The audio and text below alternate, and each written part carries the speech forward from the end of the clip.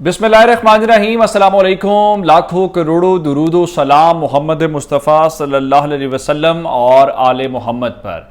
मैं हूं उमर दराज गोंदल और आप मेरा फेसबुक और यूट्यूब चैनल देख रहे हैं। मामला इस वक्त है, शहबाज शरीफ हुकूमत कितने दिन सरवाइव करती है या कितने हफ्ते सरवाइव करती है और किस तरह से इसको सरवाइव करवाया जाता है और कौन कौन इसके इत्तेहादियों में से उसका साथ छोड़ने के लिए तैयार है। कल आपने असलम भूतानी साहब की गुफ्तगू सुनी और उसके अलावा खालिद बख्शी साहब की सुनी, जिसके बाद उनको फौरन वजीर आजम हाउस से कॉल गई और उनको वजीर आजम हाउस बुलाया गया और कहा गया जी उनके गिले शिकवे दूर किए जाएंगे। उसके बाद खबर यह आ गई कि आसिफ अली जरदारी और शहबाज शरीफ की मुलाकात तय हो गई है आइंदा चंद दिनों के अंदर, जिसके अंदर इत्तेहादी जमातों के जो इख्तलाफात हैं उसके ऊपर बात की जाएगी या जो उनके मुतालबात हैं उसको किस तरह से काम करना है, इन मामलात के ऊपर बात की जाएगी। ये बहुत अच्छी बातें हैं, लेकिन मैं आपको जो खबर देना चाहता हूं कि इस पूरे मामले के दौरान चूंकि खान साहब और उनकी पार्टी बार बार एस्टैब्लिशमेंट की जानिब, पहले वो कह रहे थे कि आपको उस वक्त न्यूट्रल नहीं होना चाहिए था जब हमारी हुकूमत गिराई गई, अब हुकूमत गिर चुकी है तो अब भी उनका ख्याल यह है कि ये जो मौजूदा सेटअप है इसके अंदर एस्टैब्लिशमेंट न्यूट्रल नहीं है। जिस तरह डॉक्टर यास्मीन राशिद की जबानी आपने सुना, उन्होंने बाकायदा नाम लिए। अब एक ऐसी शख्सियत जो एस्टैब्लिशमेंट की शख्सियत है, जिसके एस्टैब्लिशमेंट के ताल्लुकात हैं, वो हमेशा से कहते हैं कि हम एस्टैब्लिशमेंट की सियासत करते हैं, हम एंटी एस्टैब्लिशमेंट सियासत के कभी भी कायल नहीं रहे। हत्ता कि उन्होंने कहीं ना कहीं इमरान खान को भी कायल करने की कोशिश की कि लड़ाई झगड़ा ना करें, दरमियानी रास्ता निकालने की कोशिश करें, कोई बातचीत से मसले का हल निकल सकता है तो उस तरफ निकले। अब उस शख्सियत ने भी आज बाकायदा तौर पर शहबाज शरीफ हुकूमत का खेल तमाम करने में भरपूर किरदार अदा किया है और उनका बाज़ाब्ता ऐलान हो गया है। तमाम तर जो खदशात थे, जो वजाहतें थी, उस बारे में उन्होंने वजाहत करके वो चीज कर दी है। आपको अंदाजा है कि पंजाब के अंदर इम्कानात ये हैं कि हमजा शहबाज शरीफ की जो हुकूमत है वो अमली तौर पर खत्म होने वाली है और कल अदालत इस बारे में जो आइंदा इलेक्शन के हवाले से रीपोल करने का हुक्म दे देगी। आज बैरिस्टर अली जफर साहब ने कहा जी हमारा ख्याल ये है और हम चाहते ये हैं कि अदालत हमें 10 दिन का टाइम दे, अगर हमारे एमपीएस मुल्क से बाहर हैं वो वापस आ सकें ताकि इलेक्शन के अंदर पार्टिसिपेट कर सके। अब सवाल ये पैदा होता है कि इस नंबर गेम के अंदर क्या तहरीक इंसाफ आगे होगी, क्योंकि एक और चीज मैं आपको बता दूं, तहरीक इंसाफ के हक में 5 जो वोट्स हैं, जो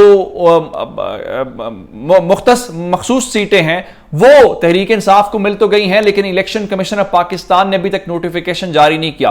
अगर तहरीक इंसाफ सिर्फ इलेक्शन तक रही और कल इन्होंने लाहौर हाई कोर्ट को इस बारे में कायल न किया कि आप इलेक्शन से पहले इलेक्शन कमीशन को पाबंद करें कि वो नोटिफिकेशन जारी करें, तो फिर खेल बिगड़ भी सकता है, तो तहरीक इंसाफ जीत के भी हार सकती है। मैं वो पहलू भी आपके सामने रखना चाहता हूं। लेकिन अब आते हैं जो एस्टैब्लिशमेंट का बड़ा खिलाड़ी है, जो एस्टैब्लिशमेंट का बड़ा मोहरा था, उसने किस तरह से ऐन लम्हे के ऊपर शहबाज शरीफ को छोड़ने का ऐलान कर दिया। आप जानते हैं कि पंजाब के अंदर चौधरी परवेज इलाही कैंडिडेट है हमजा शहबाज शरीफ के खिलाफ और काफ लीग वाले आपस में तकसीम है, जिसमें तकसीम कुछ इस तरह से है कि चौधरी वजात हुसैन की तकरीर आपने सुनी चौधरी शुजात के बारे में, फिर चौधरी शुजात ने बयान दिया, उनका मैं गुजरात आके बताऊंगा कि कौन किसके साथ है, किसकी सीट किसके पास है, कौन से वोट उसको मिलते हैं। लेकिन चौधरी परवेज इलाही ने आज दिन में कह दिया कि देखें कोई तकसीम नहीं है, काफ लीग एक है। लोगों ने कहा ये तो सिर्फ सियासी बयान दे रहे हैं, बयानबाजी की हद तक, लेकिन असल हकीकत तो हम सारे जानते हैं। लेकिन अब चौधरी शुजात हुसैन के ऊपर बात आ गई है। चौधरी शुजात हुसैन जो है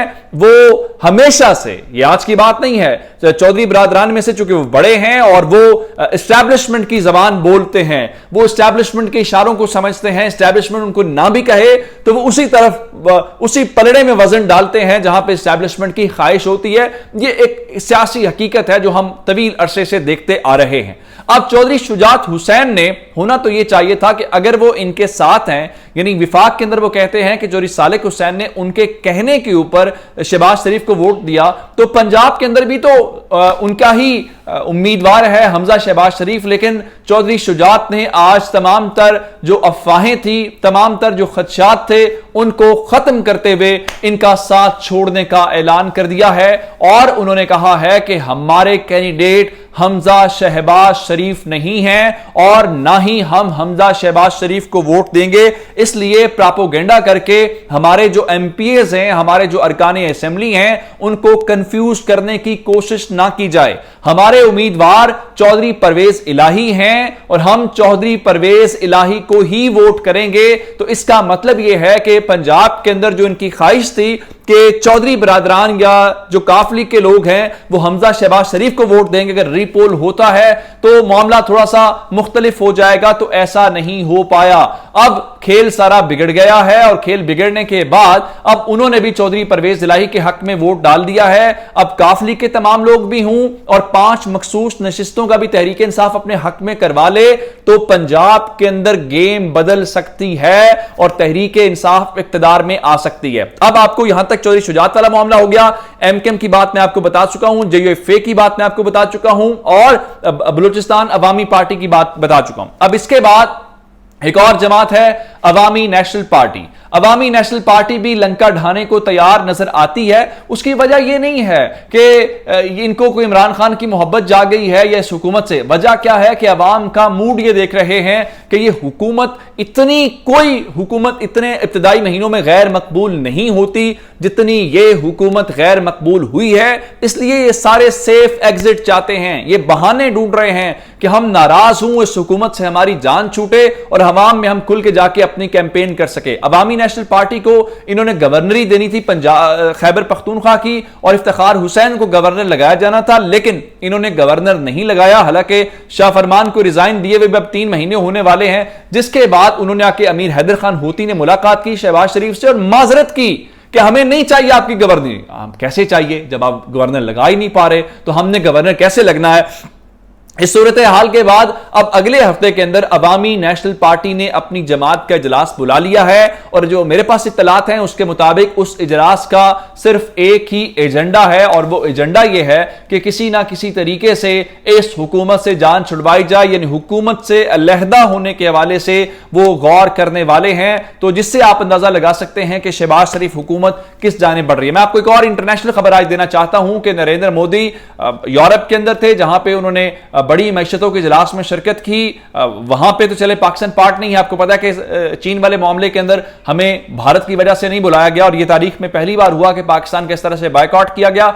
वहां से नरेंद्र मोदी जो है वो मुत्तहिदा अरब अमारात पहुंचा। आप अंदाजा इस बात से लगाएं कि मुत्तहिदा अरब अमारात के सरबराह ने खुद एयरपोर्ट पे जाके उस तक इस्तकबाल किया, उसके लिए कारपेट बिछाया गया।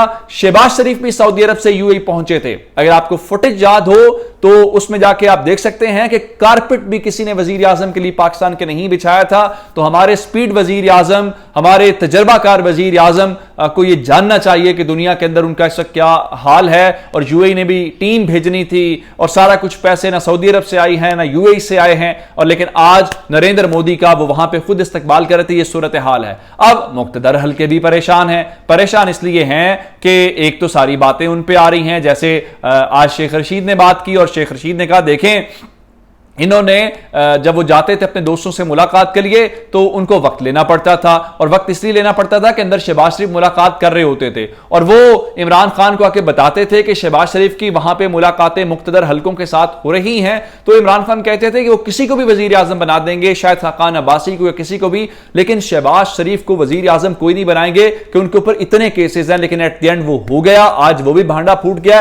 लेकिन खान साहब ने भी आज बातचीत की है, चूंकि 2 जुलाई को वो एहतजाज करने जा रहे हैं। उन्होंने एक तो कराची वाले एहतजाज के ऊपर कहा कि तशद्दुद नहीं होना चाहिए, दूसरे नंबर के ऊपर उन्होंने हल बता दिया है कि अगर जरदारी और शरीफ खानदान जो अपने मुल्क से बाहर असासे हैं उनमें से आधे असासे भी पाकिस्तान ले आएं तो पाकिस्तान का मुआशी बहरान टल सकता है। लेकिन सोचने की बात है कि वो इस सारा कुछ क्यों करेंगे, किसके लिए लेके आएंगे, उसका उन्हें क्या फायदा है, पाकिस्तान को तो फायदा हो सकता है। तो गेम अब खान साहब के हाथ में है। खान साहब बैठ के ये देख रहे हैं कि ये हुकूमत अपने वजन से गिरे, क्योंकि ये हुकूमत गिरती हुई नजर आ रही है, ये चलती हुई हुकूमत नजर नहीं आ रही। इसीलिए खान साहब जो है वो थोड़े तहम्मुल से इस हुकूमत को भरपूर टाइम दे रहे हैं। इनके हाथ से गेम निकल चुकी है, मैं आपको ये बताऊं, और पूरी की पूरी जो गेम है वो खान साहब के हाथ में। अब खान साहब की मर्जी है कि वो किस तरह से इस गेम को आगे लेके बढ़ते हैं। अपना बहुत सारा ख्याल रखिएगा। खुदा हाफिज।